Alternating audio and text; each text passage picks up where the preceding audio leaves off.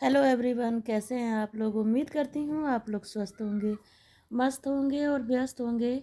दोस्तों, हिंदू धर्म में एकादशी व्रत का विशेष महत्व होता है और फाल्गुन माह के शुक्ल पक्ष की एकादशी को आमल की एकादशी कहा जाता है। तो कल है आमल की एकादशी और भगवान विष्णु के साथ आंवले के वृक्ष की पूजा की जाती है।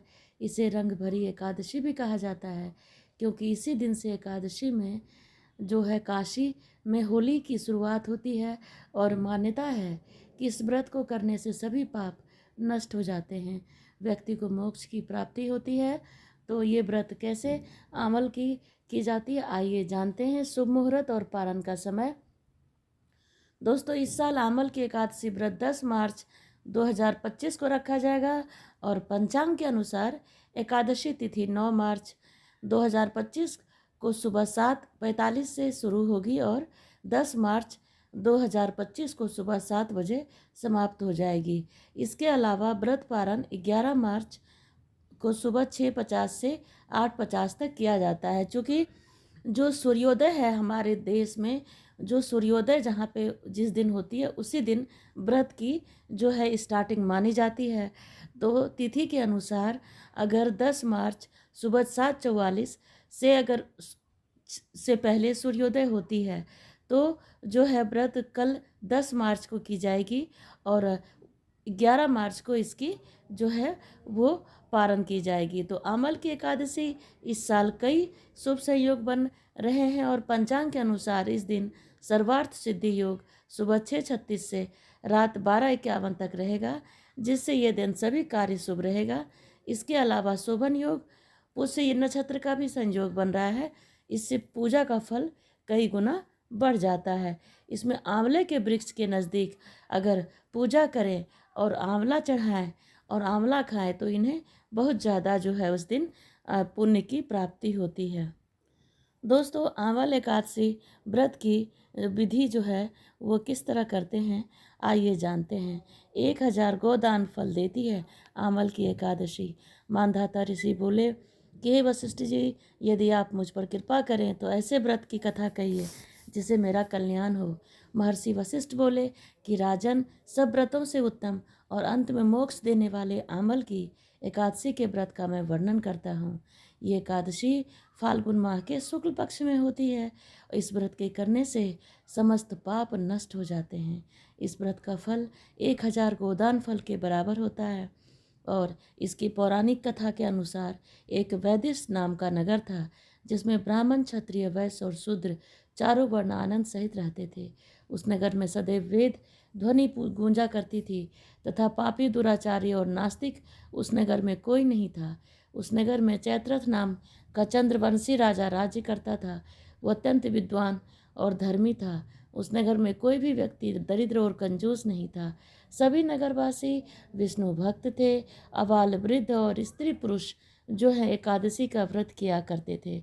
एक समय फाल्गुन मास के शुक्ल पक्ष की आमल की एकादशी आई। उस दिन राजा, प्रजा तथा बाल वृद्ध सबने हर्षपूर्वक व्रत किया। राजा अपनी प्रजा के साथ मंदिर में जाकर पूर्ण कुंभ स्थापित करके धूप, दीप, नैवेद्य, पंचरत्न आदि धात्री से आंवले का पूजन करने लगे और इस प्रकार स्तुति करने लगे कि हे धात्री, तुम ब्रह्म स्वरूप हो, तुम ब्रह्मा जी द्वारा उत्पन्न हुए हो, समस्त पापों का नाश करने वाले हो, तुम्हें नमस्कार है। अब तुम मेरा अर्घ्य स्वीकार करो। तुम श्री रामचंद्र जी द्वारा सम्मानित हो। मैं आपकी प्रार्थना करता हूँ, अतः आप मेरे समस्त पापों का नाश करें। और उस मंदिर में सबने रात्रि को जागरण किया। रात के समय एक बहेलिया आया जो अत्यंत पापी, दुराचारी था। अपने कुटुंब का पालन जीव हत्या करके किया करता था। भूख और प्यास से अत्यंत व्याकुल वो बहेलिया इस जागरण को देखने के लिए मंदिर के एक कोने में बैठ गया और विष्णु भगवान तथा एकादशी महात्म की कथा सुनने लगा। इस प्रकार अन्य मनुष्यों की भांति उसने सारी रात जाग कर बिता दी। प्रातःकाल होते ही सब लोग अपने घर चले गए तो बहेलिया ने अपने अपने घर गया और घर जाकर उसने भोजन किया। कुछ समय बीतने के पश्चात बहेलिया की मृत्यु हुई, मगर उस आमल की एकादशी के व्रत का जागरण ने उस राजा विदुरथ के घर जन्म लिया और उसका नाम वसुरथ रखा गया। युवा होने पर वो चतुरंगिनी सेना सहित तथा धन्य धान्य से युक्त 10,000 ग्रामों का पालन करने लगा। वो तेज में सूर्य के समान, कांति में चंद्रमा के समान और वीरता में भगवान विष्णु के समान, क्षमा में पृथ्वी के समान था। वो अत्यंत धार्मिक, सत्यवादी, कर्मवीर विष्णु भक्त था।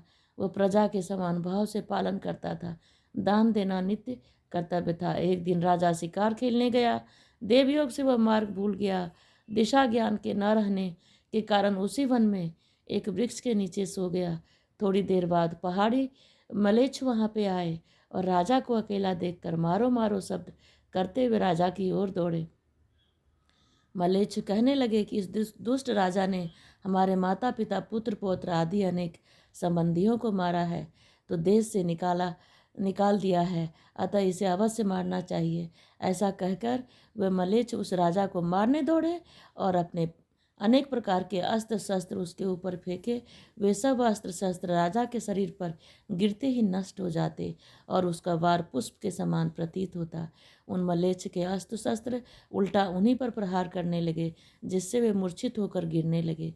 उसी समय राजा के शरीर से एक दिव्य स्त्री उत्पन्न हुई। वो स्त्री अत्यंत सुंदर होते हुए भी उसकी भ्रुकुटी टेढ़ी थी। उनकी आंखों से लाल लाल अग्नि निकल रही थी, जिससे वो दूसरे काल के समान प्रतीत हो रही थी। वह स्त्री मलेच्छ को मारने दौड़ी और थोड़ी ही देर में उसने सब मलेच्छों को काल के गाल में पहुंचा दिया।